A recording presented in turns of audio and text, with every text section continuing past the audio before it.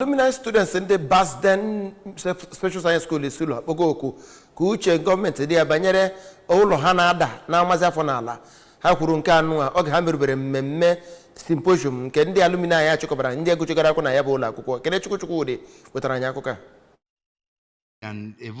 onye bụ onye ọlọka ikpe ma bụrụkwazi onye isi Basden Memorial Special Education Center Alumni Association kwupụtara na ya bụ na akwụkwọ bụ nke eguzobere n'afọ 1996 na Isulo na kansụl ime obodo Orumba South iji wee na-enyere ndị nke kpụrụ isi, ndị nke anaghị anụ ife na ndị nke chiri ntị ya nakwazi ndị nke dara ogbi aka n'ụzọ pụrụ iche. Na nkụzi ya ka Dean Faculty of Education na Mahadum Nnamdi Azikiwe ọkammụta Vivian Nwogbo onye a nọchitere anya site n'aka Dr. Agọgbua bụ onye nke kọwara eziokwu na gọọmenti otu abụghị nke gọọmenti nakwazi ndị mmadụ ga-ejikọta aka ọnụ iji were ego wee na-akwado ndị a bụ ndị nke chọrọ enyemaka pụrụ iche aka ma gbochie mwezụga ma ọ bụ mkpacharịga bụ nke a na-akpacharịga ndị nke dị etu a. Onye isi oche otu kọmishọn na-akwụ maka ikikere ndị obi Barrister Chuks Ezewuzie onye a nọchitere anya site n'aka Maazị Ume Ogbonna bụ onye nke gara n'ekwu wee kwuo nke bụ okwu na agụmakwụkwọ bụ ikikere bụ nke dịrị onye na onye ọbụla ma bụrụkwazi nwatakịrị